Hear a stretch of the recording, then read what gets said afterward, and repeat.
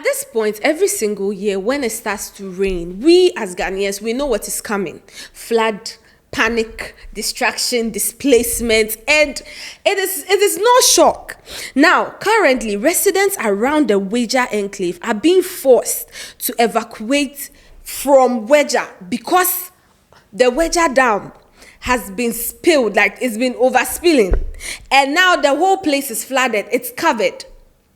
Yeah, and the force that it's forcing them to move, no, it's not like a human being has come to tell them move, or a plant. No, it is Mother Nature that is, it's just a Mother Nature is taking full course, and now human beings have to obey. And places like Tetegu, Oblogo, Choice, Lower Weija are all affected, and it is horrible to see because from the videos you can tell the water has risen so high that it's covering buildings. That is how bad it is. Now, if you do not understand what I'm saying the Weija Dam, as it is right now, has been opened. It had to be opened because of the constant rain. In Siona air back to back, no, the dam that usually will store water, the level has risen so much that they had to open it for the water to flow out so that it doesn't cause worse distraction.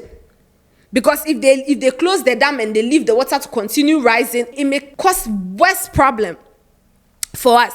Now, Ghana Water Limited has put out a press release addressing the issue. But genuinely speaking, I do not know why we are here again. Because mind you, this is not the first time that the Weija Dam, a situation like this is happening. It is a normal thing that when the water of the dam rises above the level it should be holding, authorities are then allowed or obliged to open the dam so that some of the water will flow out, so that it's okay. We don't have a much bigger problem. And this is something that is done or something that has been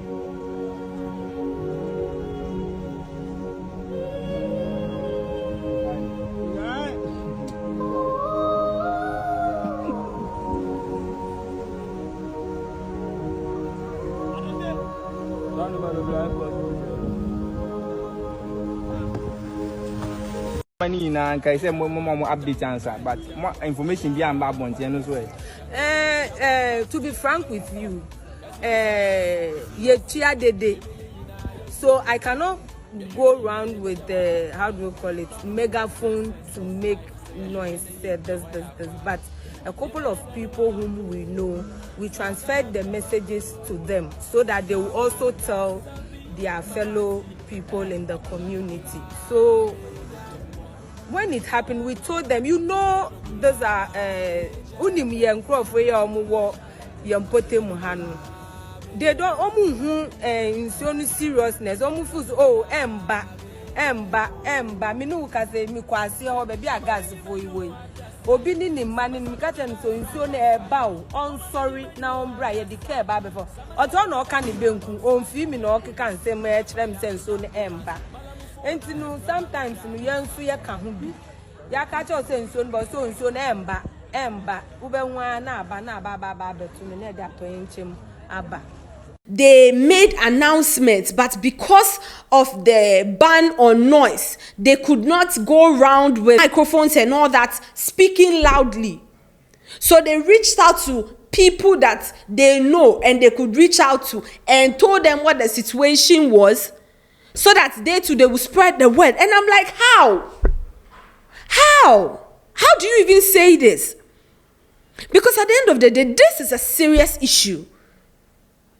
This is a serious issue. People could die. This is a matter of life and death. People could die. Because like I said earlier, the water has risen so high. It's covering buildings. It's covering people's house. Some people's house have been submerged that you can't even, they're over one roof. And you come out and they're asking you and you say, oh, there's a ban on noise, so you people couldn't do any loud announcement. So you reached out. And I'm like, what kind of excuse is this? Did you reach out to the traditional council to tell them that, oh, this is the situation, oh, so we actually need to make an announcement and tell people beforehand that, oh, in Siono, the water has risen very high, so we need you people to move from this place because they are going to open the gates and then let the water flow out. And from what we are seeing, the water that will come, it will cause a lot of problems. At least preparing people for what is to come. And now you are saying you sent messages, you spoke to some few people and told them to spread the word. If you come and tell me that our area will flood, you think me, I'll get up and go and tell B? No! My major concern will be packing my things from my house to safety before I'll even consider my neighbor. And it's not even selfishness or anything. It's a matter of concern because my TV, my couch, my certificates, my documentation, I have a lot of things to pack. So before I drink, so you coming with that excuse does not make sense. Now we see people with canoe moving people and moving their things, and I'm like, how? And this is the situation we are facing. Because now buildings, the way the water will pass, no, buildings are all over that place. And me, I always say this thing that what man cannot force another man to do. When Mother Nature says, I want this thing to be done, Mother Nature will clear way for herself. Mother Nature, they shouldn't come and ask you that, oh, can I pass? No. When Mother Nature comes, you will obey. And it's extremely sad that it has to get to this point. Because even when the assembly member was speaking, she said that she was even talking to a woman, telling her that the water is coming. She said it's still progressing, the water is still moving. And telling her that where her house is, the water will come there, so she should move. This woman looks at her and goes back to doing her banku because and then in situations like this, what exactly do you people want?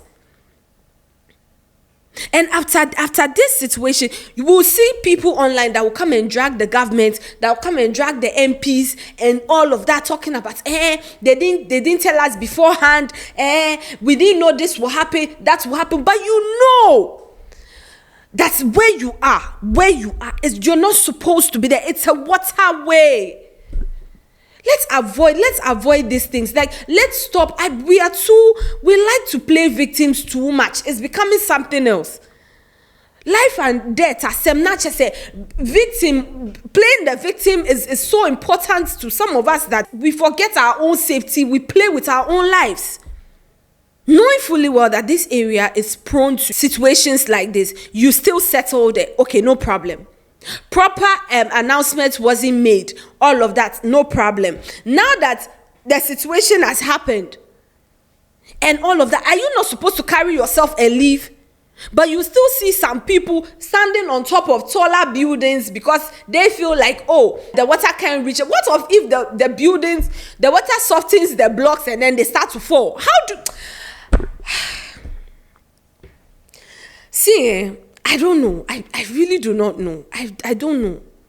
And this is why I think this is one of the reasons why the initiative of taking down buildings to clear the part where water uses and all of that, it was a great idea. Yes. Did it come with its disadvantage? It did. Did people lose their properties? They did. But there's so much the government can do. There's really so much they can do. When it starts to rain, people are throwing their rubbish, gutters are clogged. Just like everything is just that one too. You expect the MPs to come and be clearing the gutter.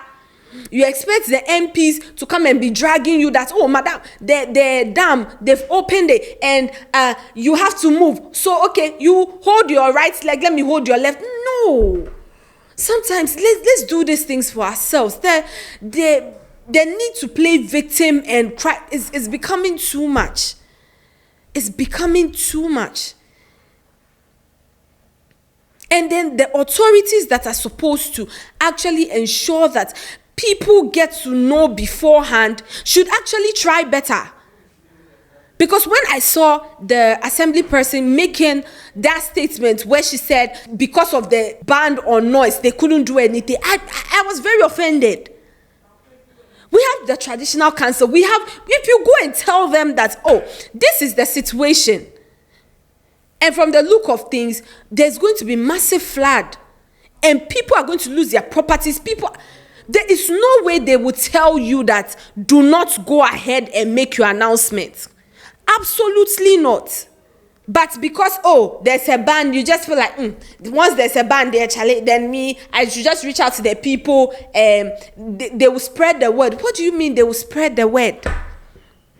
Now that the whole place is flooded, people have lost their properties, people have lost their homes and all of that. How do you want people to settle? Because some of these people, they genuinely did not hear of this. They didn't see it coming. They've lost their properties, they've lost their homes. A lot of people are now displaced because they now have to start figuring out where they will sleep, where their kids, how to gather themselves. Now you're going to have a lot of people calling out on social media, reaching out to authorities for help. When these things could have been avoided. Well, not totally, because Mother Nature, Charley, when she wants to do what, she will do it. But these things, we could have prevented them a little. But our excuses is like we plan the excuses down just in case when it happens, we'll know exactly what to say. It's becoming tiring. It's becoming really tiring and excessive. And genuinely, I am one of the few, I don't know, but I'm one of the few Ghanaians, or a lot of Ghanaians, that are actually very tired of seeing and hearing about these flooding issues. I am. Because there be a nipabana, the same thing. Now, with stories like this, we know definitely that people are going to have their thoughts, their opinions. Now, someone said, we know they hear word. How do you settle down by a dam? My question exactly. How? Let's even say the house is not for you and you are going to rent house and you see there's a dam here. How do you settle there? The person then goes on to say he's even fortunate to be alive. The rising water level can be merciless. True. It's been raining constantly. Yesterday, it probably didn't rain in some areas, but some people got rain yesterday. And through it all we've been seeing is flood. People's areas are getting flooded and all that. Even if, let's even say, okay, you don't know that your place is close to a dam, your place is prone to flooding and all that. But when the rain starts, you see the signs. And you are still there. What are you waiting for? Wonders. Now you're seeing wonders, you are complaining. Someone also said, sensitive issue and sometimes difficult to tell them something. But all that we can say is sorry. Genuinely, because I have seen a lot of this story. And then when you go to the comment, people are like, oh, we sympathize with. That is all they can say. That is all we can say. Because in the long run, no, you saw the signs. You were waiting for wonders. Now wonders have come. What do you want us to tell you? You have lost money, you've lost property. Now you have to restart again. And you know what is even more sad about this situation? After this flooding issue subsides, the place dries up, the dam is closed and everything, people will go back there and live there. And then when probably next year, or maybe when there's a heavy rain situation happens again, we'll be back to this same topic. Someone said, well, ladies and gentlemen, not freedom and justice anymore, but freedom and flood. See, this is a very sensitive issue. There's nothing funny about it. It's sad. It's disheartening, and it's also tiring. We don't want flood. Don't pour rubbish in your gutter. Don't build on waterways. Avoid, if you see gutter that is clean it out.